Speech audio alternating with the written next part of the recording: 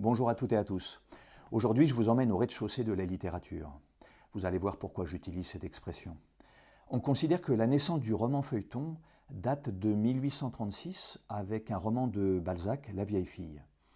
Mais avec la publication des Mystères de Paris, à partir de juin 1842, le roman feuilleton va connaître un de ses succès les plus extraordinaires, à la grande surprise de son auteur lui-même d'ailleurs.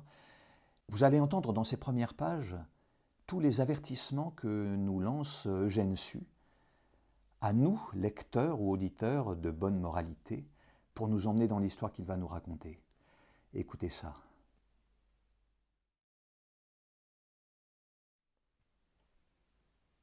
Un tapis franc, en argot de vol et de meurtre, signifie un estaminet ou un cabaret du plus bas étage.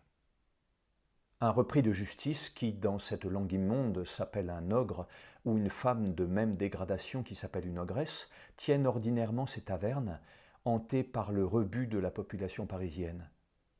Forçats libérés, escrocs, voleurs, assassins y abondent.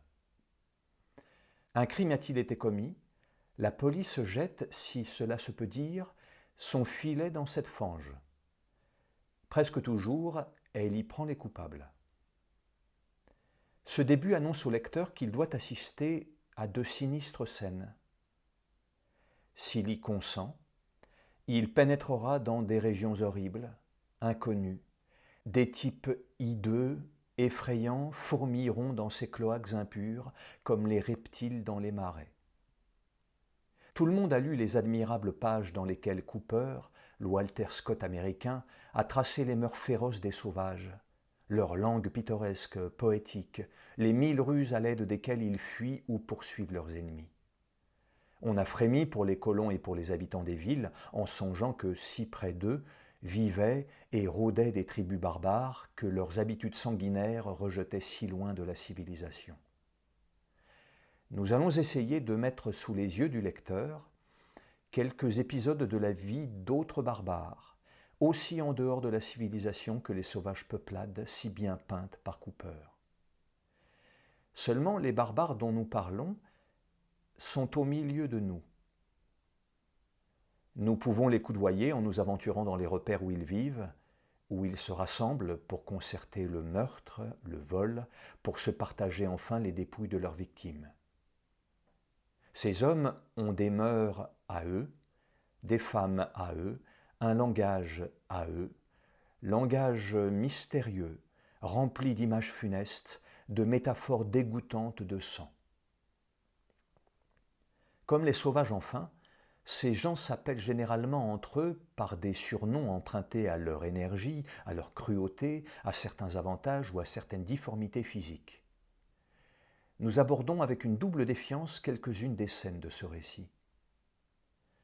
Nous craignons d'abord qu'on ne nous accuse de rechercher des épisodes repoussants, et une fois même cette licence admise, qu'on ne nous trouve au-dessous de la tâche qu'impose la reproduction fidèle, vigoureuse, hardie de ces mœurs excentriques. En écrivant ces passages, dont nous sommes presque effrayés, nous n'avons pu échapper à une sorte de serrement de cœur. Nous n'oserions dire de douloureuse anxiété, de peur de prétentions ridicules. En songeant que peut-être nos lecteurs éprouveraient le même ressentiment, nous nous sommes demandé s'il fallait nous arrêter ou persévérer dans la voie où nous nous engagions, si de pareils tableaux devaient être mis sous les yeux du lecteur. Nous sommes presque restés dans le doute. Sans l'impérieuse exigence de la narration, nous regretterions d'avoir placé en si horrible lieu l'explosion du récit qu'on va lire. Pourtant, nous comptons un peu sur l'espèce de curiosité craintive qu'excitent quelquefois les spectacles terribles. Et puis encore, nous croyons à la puissance des contrastes.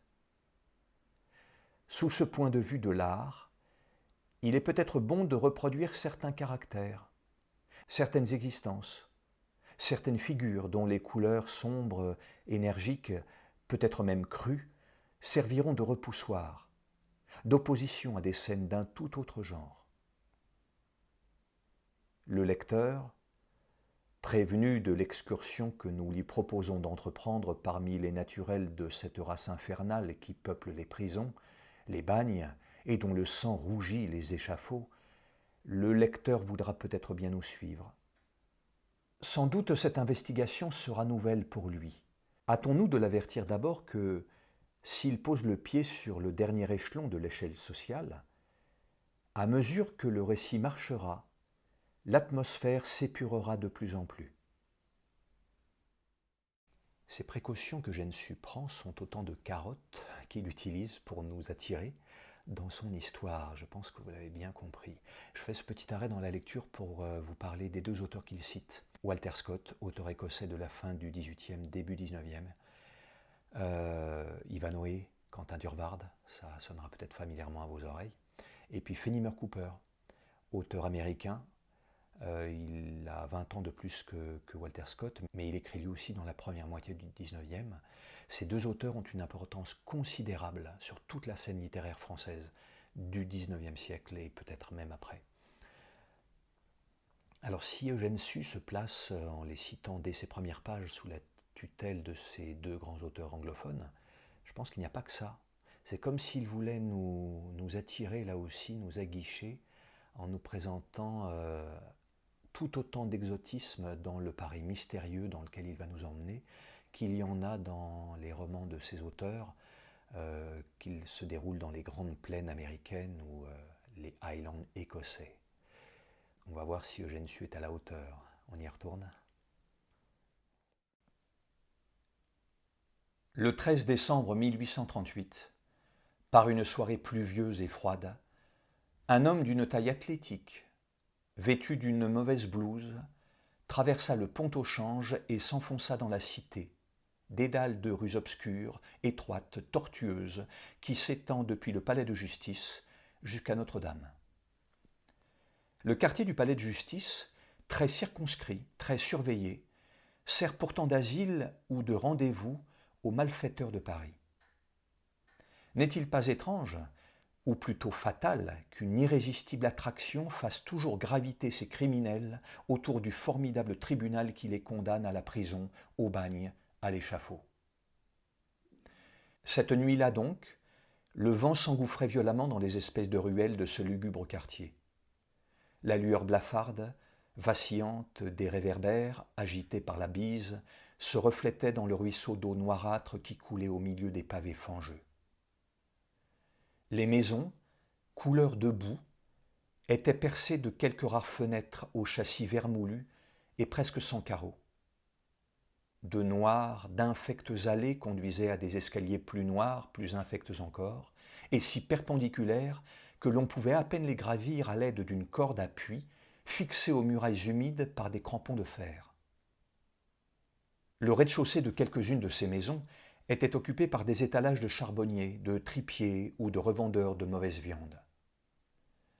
Malgré le peu de valeur de ces denrées, la devanture de presque toutes ces misérables boutiques était grillagée de fer, tant les marchands redoutaient les audacieux voleurs de ce quartier. L'homme dont nous parlons, en entrant dans la rue aux Fèves, située au centre de la cité, ralentit beaucoup sa marche. Il se sentait sur son terrain. La nuit était profonde, l'eau tombait à torrents, de fortes rafales de vent et de pluie fouettaient les murailles. 10 heures sonnaient dans le lointain à l'horloge du palais de justice. Des femmes, embusquées sous des porches voûtés, obscurs, profonds comme des cavernes, chantaient à demi-voix quelques refrains populaires. Une de ces créatures était sans doute connue de l'homme dont nous parlons, car s'arrêtant brusquement devant elle, il la saisit par le bras. « Bonsoir, Chourineur. » Cet homme, repris de justice, avait été ainsi surnommé au bagne. « C'est toi la goualeuse, » dit l'homme en blouse. « Tu vas me payer l'Odaf, ou je te fais danser sans violon. »« J'ai pas d'argent, » répondit la femme en tremblant, car cet homme inspirait une grande terreur dans le quartier. « Si ta filoche est à jeun, l'ogresse du tapis franc te fera crédit sur ta bonne mine. »« Mon Dieu, je lui dois le loyer des vêtements que je porte. »« Ah, tu raisonnes » s'écria le Chourineur, et il donna dans l'ombre et au hasard un si violent coup de poing cette malheureuse qu'elle poussa un cri de douleur aiguë. « Ça n'est rien que ça, ma fille, c'est pour t'avertir. » À peine le brigand avait-il dit ces mots qu'il s'écria avec un effroyable jurement. « Je suis piqué à l'aileron, tu m'as égratigné avec tes ciseaux. » Et furieux, il se précipita à la poursuite de la goualeuse dans l'allée noire. « N'approche pas ou je te crève les ardents avec mes fauchants, dit-elle d'un ton décidé. « Je t'avais rien fait, pourquoi m'as-tu battu ?»« Je vais te dire ça, s'écria le bandit en s'avançant toujours dans l'obscurité. « Ah, je te tiens et tu vas danser, ajouta-t-il en saisissant dans ses larges et fortes mains un poignet mince et frêle. « C'est toi qui vas danser, dit une voix mâle. « Un homme? Est-ce toi, bras rouge ?»« Répondons et ne serre pas si fort. J'entre dans l'allée de ta maison, ça peut être bien toi. »« Ce n'est pas bras rouge, dit la voix. »« Bon, puisque c'est ça, c'est pas un ami, il va y avoir du résiné par terre, s'écria le chourineur. Mais à qui donc la petite patte que je tiens là? C'est l'appareil de celle-ci.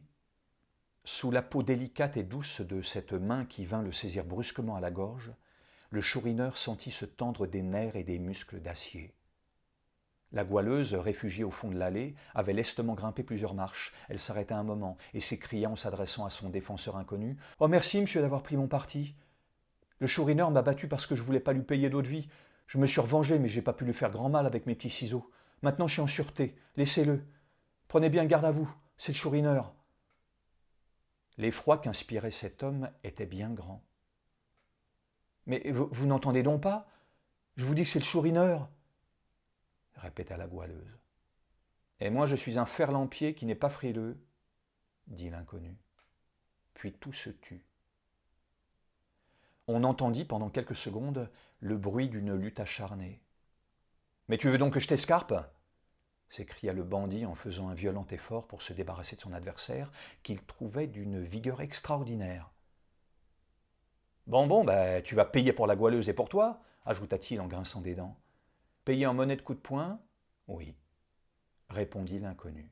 « Si tu lâches pas ma cravate, je te mange le nez, murmura le chourineur d'une voix étouffée. « J'ai le nez trop petit, mon homme, et t'y vois pas clair. »« Alors viens sous le pendu glacé. »« Viens, reprit l'inconnu, nous nous y regarderons le blanc des yeux. » Et, se précipitant sur le chourineur qu'il tenait toujours au collet, il le fit reculer jusqu'à la porte de l'allée et le poussa violemment dans la rue, à peine éclairée par la lueur du réverbère. Le bandit trébucha, mais se raffermissant aussitôt, il s'élança avec furie contre l'inconnu dont la taille, très svelte, très mince, ne semblait pas annoncer la force incroyable qu'il déployait. Le chourineur, quoique d'une constitution athlétique et de première habileté dans une sorte de pugilat appelé vulgairement la savate, trouva, comme on dit, son maître. L'inconnu lui passa la jambe, sorte de croc en jambe, avec une dextérité merveilleuse et le renversa 2 fois. Ne voulant pas encore reconnaître la supériorité de son adversaire, le chourineur revint à la charge en rugissant de colère. Alors le défenseur de la goualeuse, changeant brusquement de méthode, fit pleuvoir sur la tête du bandit une grêle de coups de poing aussi rudement assénés qu'avec un gantelet de fer.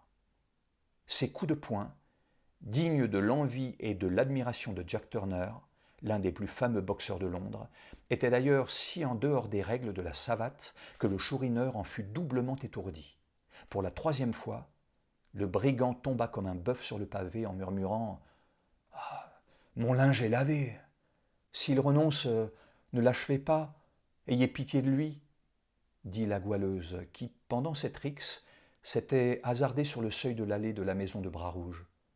Puis elle ajouta avec étonnement « Mais qui êtes-vous donc? Excepté le maître d'école, il n'y a personne dans la rue Saint-Éloi jusqu'à Notre-Dame capable de battre le chourineur. Je vous remercie bien, monsieur. Hélas, sans vous, il m'assommait. » L'inconnu, au lieu de répondre à cette femme, écoutait attentivement sa voix.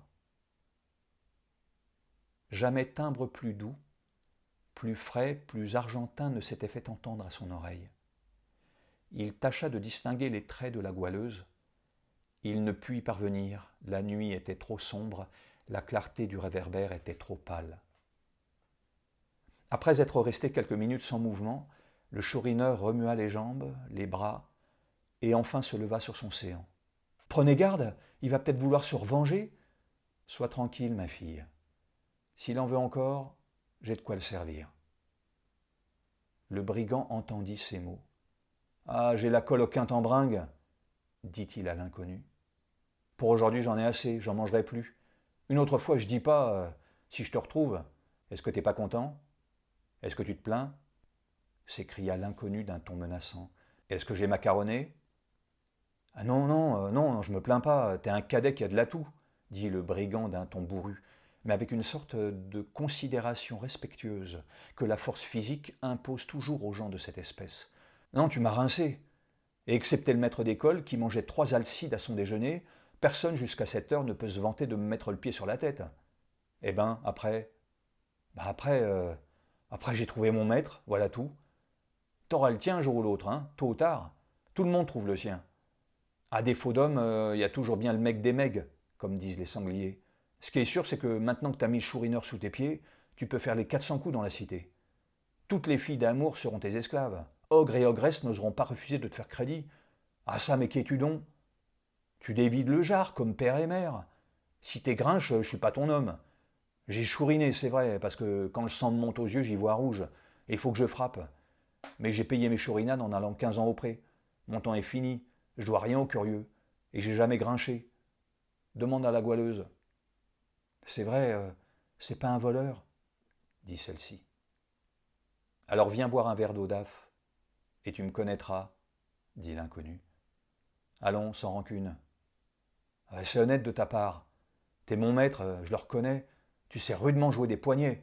Il y a eu surtout la grêle de coups de poing de la fin, un tonnerre, comme ça me pleuvait sur la boule. J'ai jamais rien vu de pareil. Comme c'était festonné, ça allait comme un marteau de forge. C'est un nouveau jeu, faudra me l'apprendre. Je recommencerai quand tu voudras. Ah, pas sur moi toujours, dis donc, hein. Pas sur moi, hein, j'en ai encore des éblouissements. Mais tu connais donc Bras Rouge, que t'étais dans l'allée de sa maison? Bras Rouge, dit l'inconnu, surpris de cette question. Je ne sais pas ce que tu veux dire. Il n'y a pas que Bras Rouge qui habite cette maison, sans doute. Ah, si fait, mon homme. Bras Rouge a ses raisons pour ne pas aimer les voisins, dit le chourineur en souriant d'un air singulier. Eh ben, tant mieux pour lui, reprit l'inconnu, qui semblait ne pas vouloir continuer la conversation sur ce sujet. Je connais pas plus Bras Rouge que Bras Noir. Il pleuvait, j'étais entré un moment d'installer pour me mettre à l'abri. T'as voulu battre cette pauvre fille, je t'ai battu, voilà tout. Bah, c'est juste. D'ailleurs, tes affaires ne me regardent pas. Tous ceux qui ont besoin de Bras Rouge ne vont pas le dire à Rome, hein. N'en parlons plus. Et puis, s'adressant à la goualeuse, foi d'homme, t'es une bonne fille. Je t'ai donné une calotte, tu m'as rendu un coup de ciseau, c'était de jeu. Mais ce qui est gentil de ta part, c'est que t'as pas aguiché cet enragé-là contre moi, quand j'en voulais plus. Tu viendras boire avec nous. C'est monsieur qui paye. À propos de ça, mon brave, dit-il à l'inconnu, si au lieu d'aller pitancher d'Odaf, nous allions nous refaire de sorgue, chez l'ogresse de Lapin Blanc, c'est un tapis franc. Top, je paye à souper. Veux-tu venir, la goualeuse? Dit l'inconnu. Oh, j'avais bien faim, mais de voir des batteries comme ça m'écœure, j'ai plus d'appétit, dit la goualeuse. Bah, ça deviendra en mangeant, dit le chourineur. Et la cuisine est fameuse au Lapin Blanc. Les 3 personnages, alors en parfaite intelligence, se dirigèrent vers la taverne. Pendant la lutte du chourineur et de l'inconnu, un charbonnier d'une taille colossale, embusqué dans une autre allée, avait observé avec anxiété les chances du combat, sans toutefois, ainsi qu'on l'a vu, prêter le moindre secours à l'un des 2 adversaires. Lorsque l'inconnu, le chourineur et la goualeuse se dirigèrent vers la taverne, le charbonnier les suivit. Le bandit et la goualeuse entrèrent les premiers dans le tapis franc. L'inconnu les suivait lorsque le charbonnier s'approcha et lui dit tout bas en anglais et d'un ton de respectueuse remontrance « Monseigneur, prenez bien garde ». L'inconnu haussa les épaules et rejoignit ses compagnons. Le charbonnier ne s'éloigna pas de la porte du cabaret. Prêtant l'oreille avec attention, il regardait de temps à autre au travers d'un petit jour pratiqué dans l'épaisse couche de blanc d'Espagne dont les vitres de ses repères sont toujours enduites intérieurement. Vous venez donc d'entendre le premier chapitre des Mystères de Paris, je n'ai fait aucune coupe, vous l'avez entendu en entier. Ce que je n'ai pas mentionné lors de mon introduction, c'est que les romans feuilletons paraissaient dans les journaux Ça paraît évident, mais je préfère le dire, car le développement du roman feuilleton va être intimement lié à l'essor de la presse au XIXe siècle. Je vous ai parlé de littérature de rez-de-chaussée. Pourquoi ? À l'origine, feuilleton désigne un espace, pas un genre littéraire. Un espace dans un journal. Traditionnellement placé en bas de première page, dans cet espace on y trouve des petites annonces, des devinettes, des charades, et puis ça va évoluer, il y aura des critiques littéraires, des récits de voyage, des contes. Et puis 1836 est une date importante, on considère que c'est le premier roman feuilleton, comme je vous l'ai dit, Balzac et La vieille fille, mais c'est surtout Émile de Girardin, grand patron de presse, qui va diviser le prix de l'abonnement de son journal par 2, qui va créer une régie publicitaire pour compenser cette baisse des prix, et qui va proposer à tout un tas d'écrivains de l'époque, souvent issus du courant romantique, Théophile Gautier, Alexandre Dumas, Balzac donc, d'écrire au rez-de-chaussée du journal. Si je vous fais ce petit historique, c'est parce que pour préparer cette vidéo, j'ai fait des recherches, comme toujours, et que pour ma part, je ne connaissais pas l'origine du roman feuilleton. C'est donc grâce à des universitaires, dont je citerai le nom tout à l'heure, ils sont très importants, que j'ai compris l'origine. Et en y réfléchissant, ça me fait mieux comprendre la condescendance, voire le mépris, dans lequel ce genre littéraire va être tenu à l'époque, et puis peut-être encore aujourd'hui.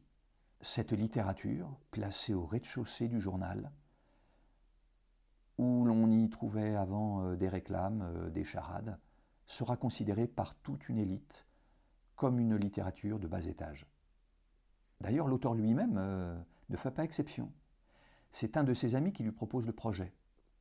Le projet, c'est raconter le peuple tel qu'il est, connaître le monde et non plus se limiter à n'en voir que la surface. Eugène Sue est un enfant de la très haute bourgeoisie parisienne. C'est un dandy, comme beaucoup d'autres auteurs de son époque. Écoutez ce qu'il répond à son ami. « Mon cher, je n'aime pas ce qui est sale et sent mauvais. » Ça dit tout. D'ailleurs, je trouve qu'on en trouve des traces dans ce premier paragraphe. Toutes les précautions que j'évoquais dans la parenthèse de la vidéo, qu'Eugène Sue prend pour nous emmener dans son histoire. Il nous prévient beaucoup, nous avertit, nous, lecteurs. J'y lis un double jeu de la part de l'auteur. Hein. À la fois, je vous emmène dans les bas-fonds. Attention, si vous êtes choqué par ce qui s'y passe, je vous aurais prévenu. Mais aussi, évidemment, une façon de nous donner envie d'y aller voir, justement. Les autres traces que j'y vois, ce sont les personnages d'Eugène Sue eux-mêmes. Les 3 que nous découvrons dans ce premier paragraphe sont directement issus des dessins de la presse de l'époque. Le bandit, la femme des bas quartiers, peut-être aux mœurs légères, et puis cet homme mystérieux. Ça, ce sont vraiment les dessins que j'ai vus en faisant mes recherches qui apparaissent avant 1842. Donc Eugène Sue les utilise comme des stéréotypes. Mais Les Mystères de Paris ne serait pas un roman assez extraordinaire à parcourir si les préjugés d'Eugène Sue n'évoluaient pas, ne se nuançaient pas, voire peut-être étaient renversés. Autre élément que je voulais souligner avec ce premier paragraphe des Mystères de Paris, c'est l'importance de la ville. On est dans une époque où romanciers, poètes, avec Baudelaire, vous l'avez peut-être entendu dans des poèmes que j'ai enregistrés, la ville devient un réel personnage. Là, en l'occurrence, vous avez entendu tous les détails que nous donne Eugène Sue.